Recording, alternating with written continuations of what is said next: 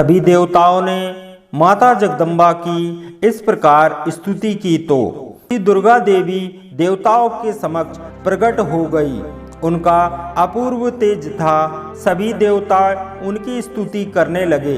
ब्रह्मा आदि ने सभी देवताओं ने जगदम्बा का दर्शन किया। सभी को उनकी कृपा प्राप्त हुई। तब आनंद विभोर होकर बार बार उनको दंडवत करने लगे। फिर बड़ी स्तुति की और कहा कि हे माता, क्षमा करो, क्षमा करो।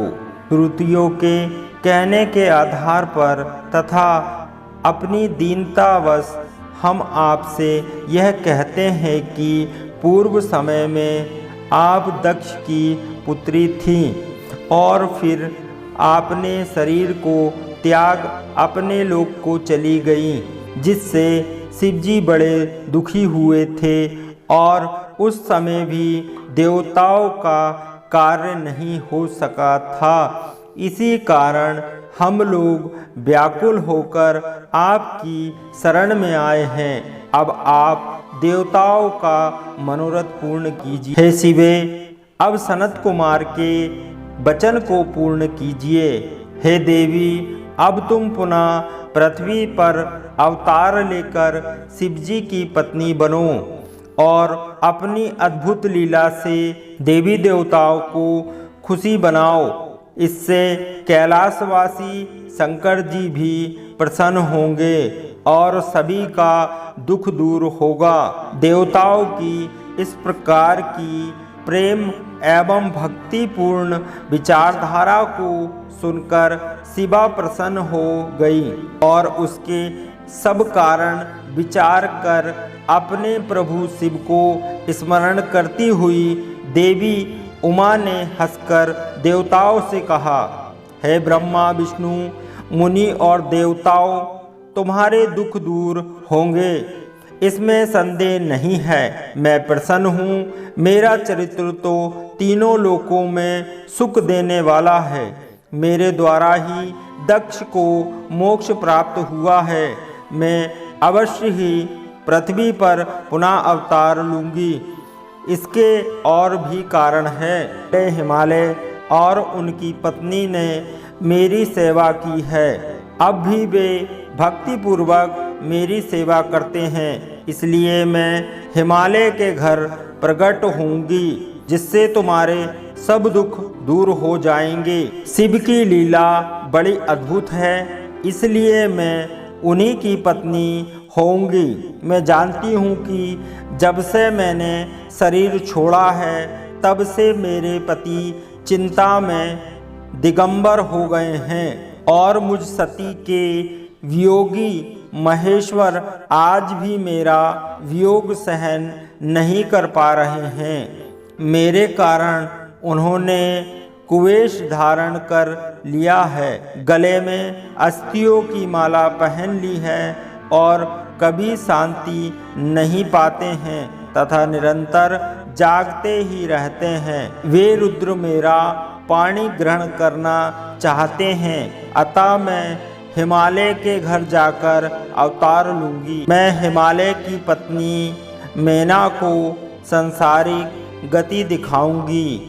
मैं अपनी भक्ति से रुद्र प्रिया होकर महाताप के द्वारा निसंदेह देवताओं के कार्य करूंगी। अब तुम सब देवता अपने स्थान को जाओ और शिवजी का भजन करो।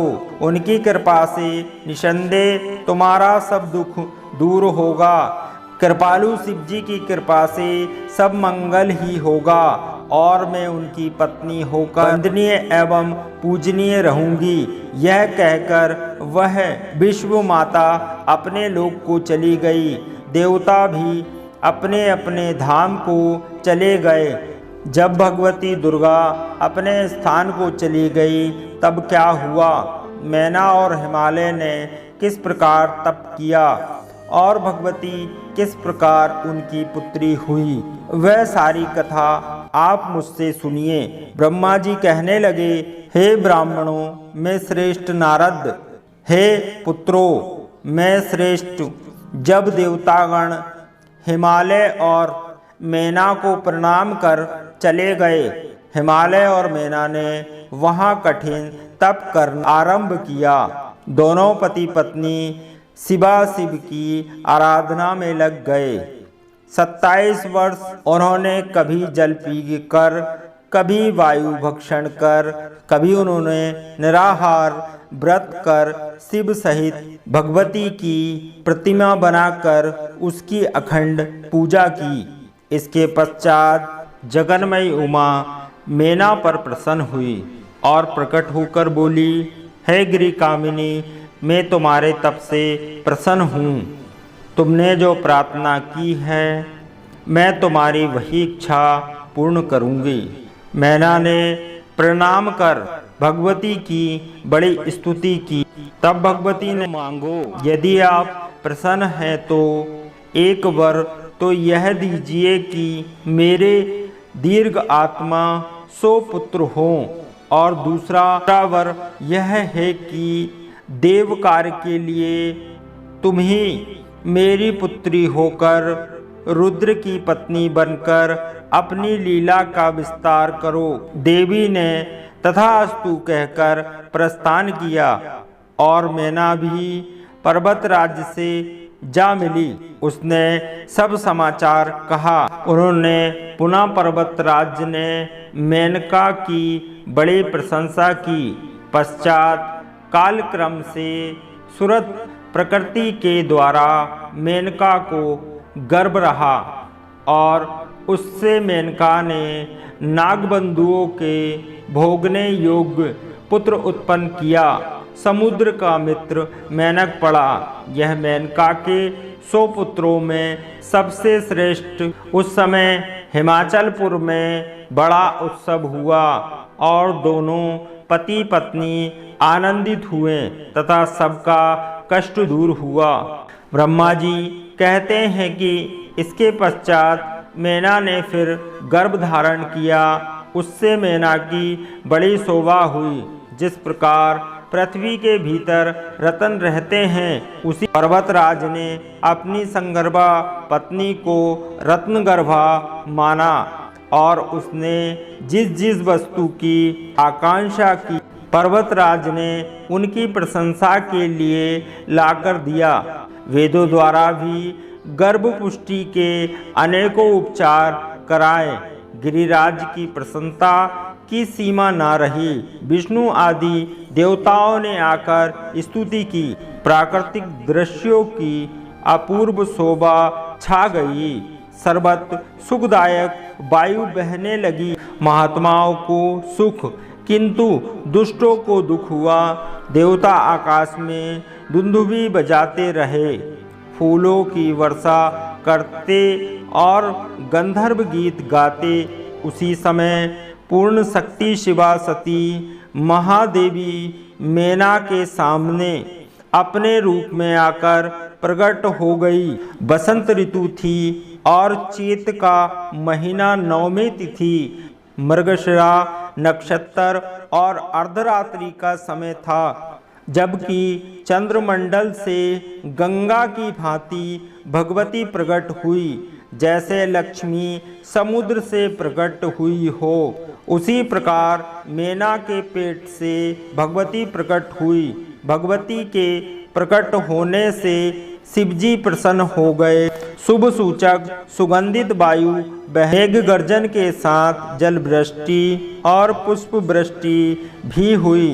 हिमालय पर सभी कुछ उत्पन्न होने लगा और उस नगर में सारे दुखों का विनाश हो गया।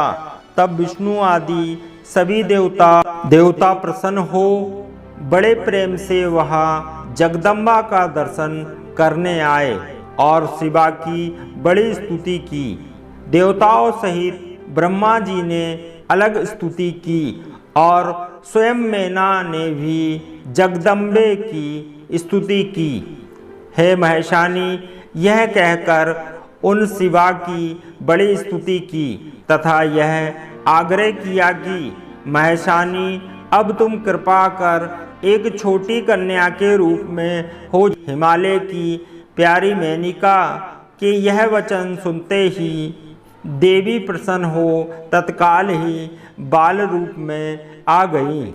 माँ भगवती की लीला का यह तुच्छ वर्णन है। माँ भगवती की लीलाओं की गणना करना असंभव है।